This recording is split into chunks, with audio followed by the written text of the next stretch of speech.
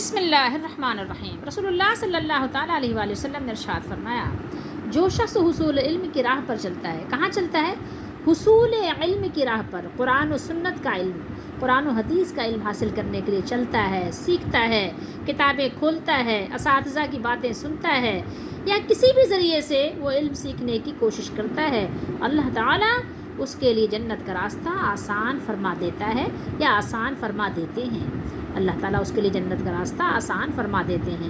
من سلک، جو بھی طریقاً راستہ، یلتمس فیہ علما، سہل اللہ اللہ آسان کر دیتا ہے، لہو اس کے لیے، بہی طریقاً الی الجنہ، جنت کا راستہ۔ اللہ تعالیٰ ہم سب کو قرآن و سنت کا علم سیکھنے کی توفیق دے، اس پر یقین اور ایمان رکھنے کی توفیق دے، اسے آگے لوگوں کو پہنچانے کی بھی توفیق دے۔ یہ کوئی چھوٹی موٹی بشارت نہیں ہے، یہ کوئی معمولی بشارت نہیں ہے، یہ بہت بڑی بشارت ہے۔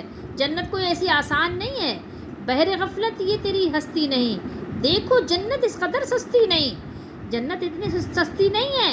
دنیا کا ایک صفحہ بھی خریدنا ہوتا ہے تو اس کے لیے بھی قیمت چاہیے ہوتی ہے، اس کی بھی آپ کاسٹ پے کرتے ہیں، ایک قلم کی بھی آپ قیمت دیتے ہیں۔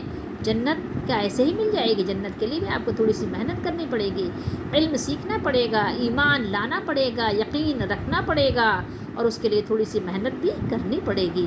اللہ ہم سب کو توفیق دے اور ہماری مدد فرمائے۔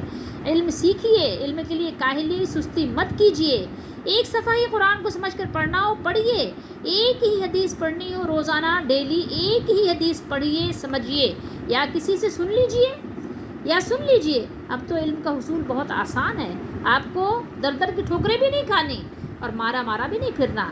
تو سیکھیے، آج سے ہمت کیجیے، غفلت اور سستی کو دور کر دیجیے اور اللہ تعالیٰ کی مدد اور توفیق مانگیے۔ اللہ تعالیٰ ہم سب کو توفیق دے اور ہماری دستگیری فرمائے، اور ہمارا یہ ٹوٹا پھوٹا علم اپنی بارگاہ میں قبول فرمائے، اور ہمارے لیے اپنی پیاری سی جنت کا راستہ آسان فرمائے۔